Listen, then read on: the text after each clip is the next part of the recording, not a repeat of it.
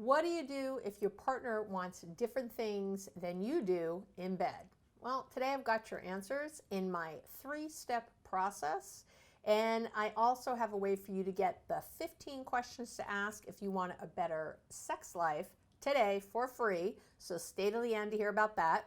And there you go. Let's get to it. I'm Dr. Abby Medcalf. I help people create ease, connection, and love in every relationship. And today we're going to talk about what to do when your partner wants different things in bed. And this is a common one you might imagine. I get asked a lot. And I've created this 3-step process to get you there with minimal effort and time. So, it's hard for a lot of people to talk about sex. It really depends a lot on how you were raised. It could be religious or cultural views, your family's culture around it. It could be related to trauma that you've had or that, currently or past. It could be intergenerational trauma. There are so many things that impact our ability to ask for what we want in the bedroom or to talk about it in a way that's constructive and helpful and exciting and bonding and connecting versus ending up with defensiveness and all the yuck. So I'm going to teach you the good way today. And basically I have this 3-step process that I've used with clients for a long time and it works really well. Step 1 is you got to start with your comfort level with yourself. And I have a great way to do that. And it's kind of got 3 pieces to it. So it's a 3-step process, but piece 1 has three small pieces. You can do these pretty quickly. What you're going to do first is make a list of every sex term you know, whether it's slang, whether it's the Latin version of the correct name. I don't really care.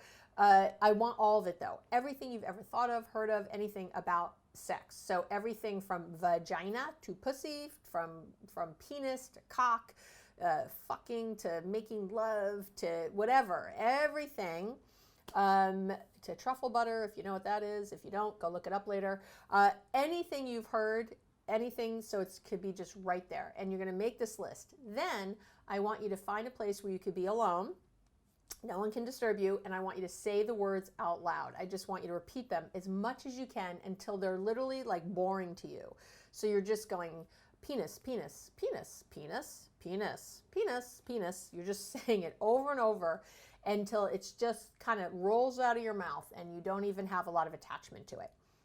Then you're going to take this a little step farther and you're going to say the words to yourself in front of a mirror. You're going to be watching yourself. There's a lot of what we call mirror work or mirror exercises that we do in psychology because they're so powerful. There's a vulnerability when we're talking to ourselves in the mirror, much like when we're talking to another person. So it's very effective to use this tool.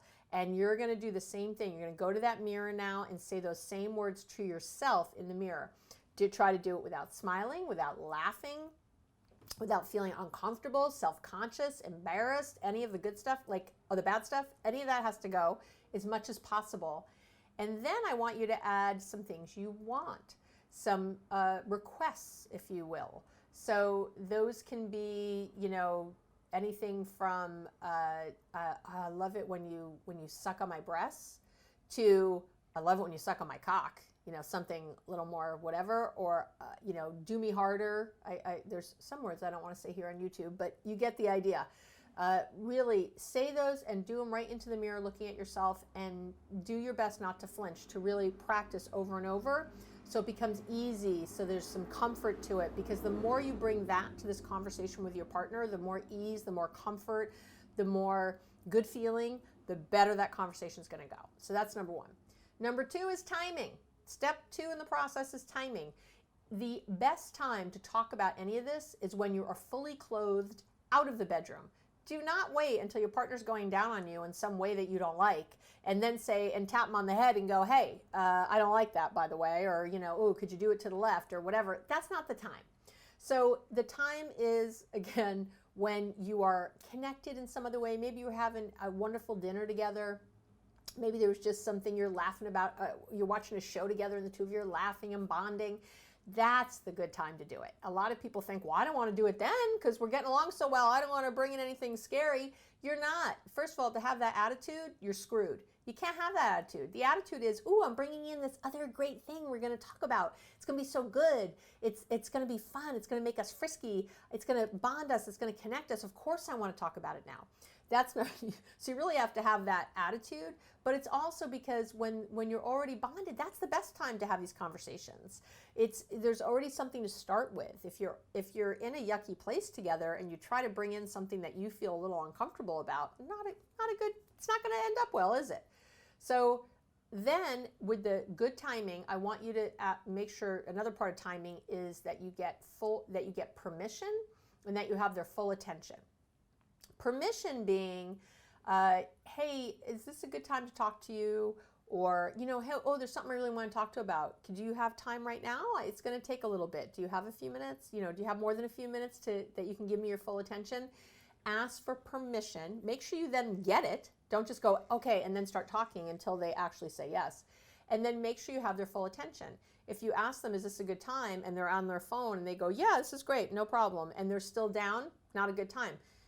What I do usually when that happens is I just get silent. I stay right where I was standing and I'm quiet.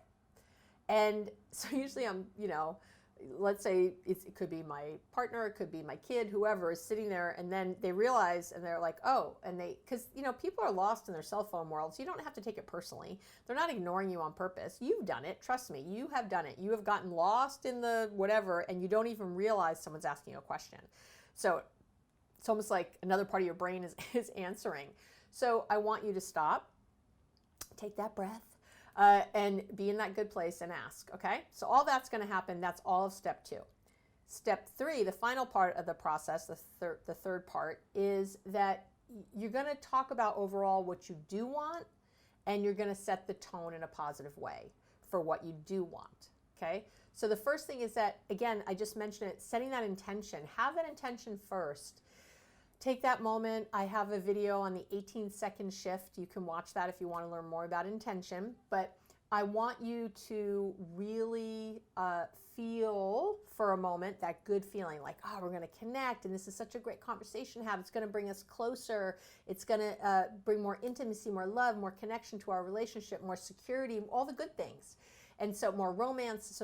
So really think of that and have that there. You could even say to your partner, hey, I want to talk about sex with you, and I really want us to have this intention. I want us to share it, that this is going to be a fun conversation. We're excited to have it. It's going to help us bond. We're going to have a great sex life, or a better sex life.